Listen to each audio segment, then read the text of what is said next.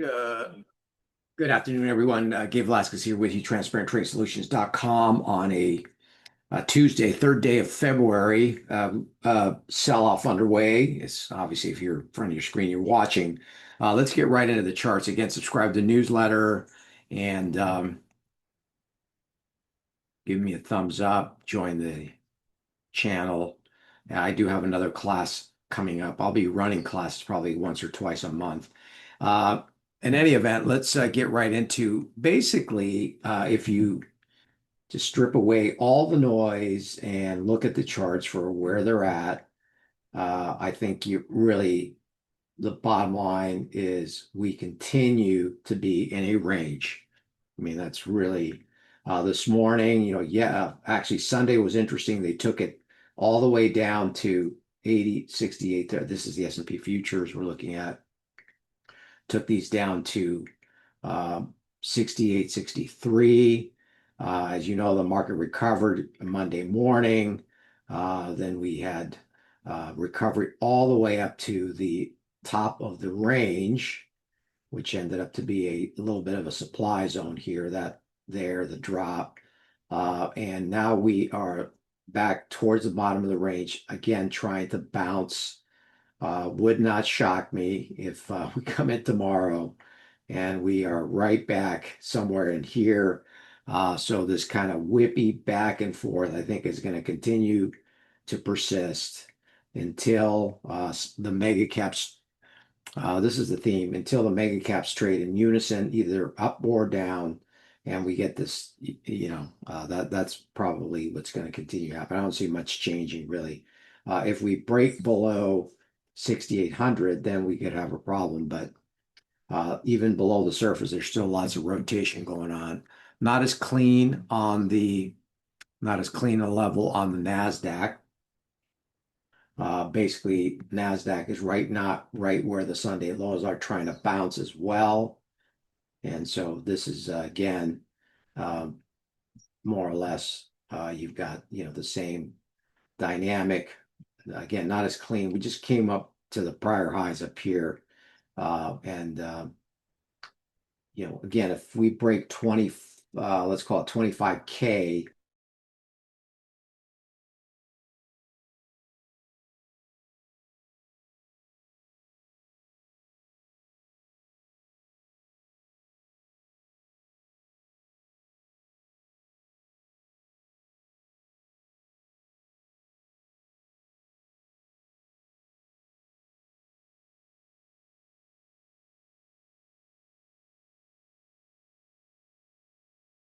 The other notable, Bitcoin.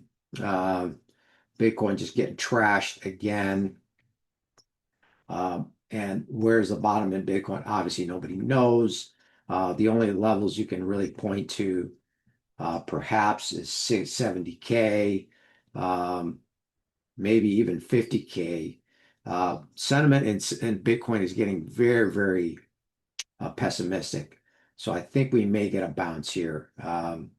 We'll see. I think 70K is going to be the real test. If we can bounce off of 70K, and the thing is, you need that big sell off to get everybody off the boat here. All the bulls finally maybe throwing in the towel. We'll see.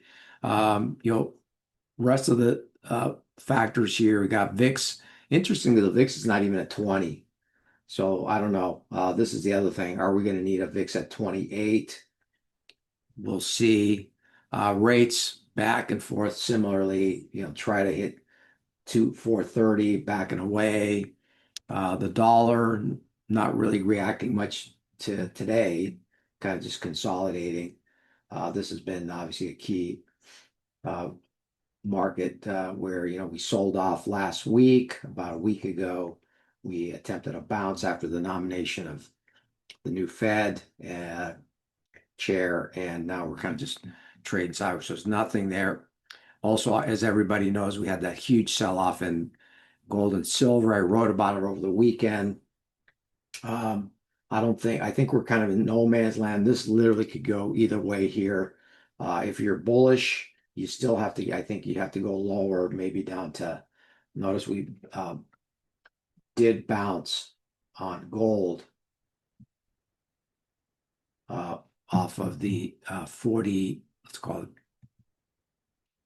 let's see where,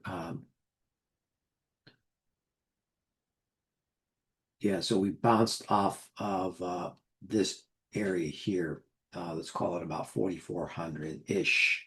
Not that, I mean, very close to 4,400. Um, and now the question becomes, is it gonna, I think 5K is gonna be the next level. If it can surpass 5K, we're probably gonna challenge the highs at some point, maybe a big double top. We'll see. Silver similarly. That's not bouncing as hard.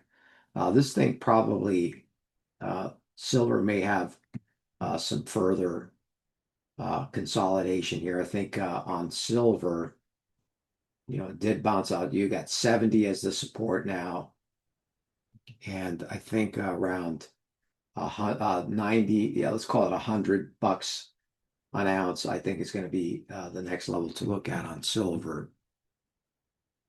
Um, Oil all over the place as well. It peaked at 66. They took it down to 61, and with tensions flaring back up again on with Iran. This is an Iran story, U.S. Iran, whatever.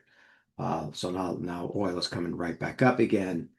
Um, and let's see if this time around it breaks out above uh, 66. Really, that's the key. Um, right here. So I think if we've got some resistance at 66, we're not there yet. There's a big gap to fill from Sunday, right around 65, 38. So we'll see how that goes.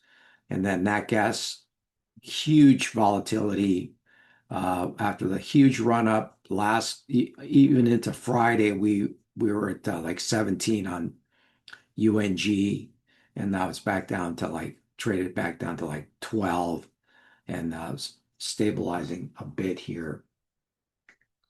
But huge volatility in that gas. We are trying to bounce here off this 320. There's the gap obviously from Sunday to fill, but again, very very very feeble type of bounce here. In any event, under the surface, all kinds of stuff going on. The software stocks are back down to demand. Even though Palantir beat last night, there's some talk about this new AI package that the whole fear about software basically being cannibalized by this and all that. So that's really what's going on. Even Nvidia is getting trashed today, right back down to 175. So again, without those stocks, the averages can't move higher.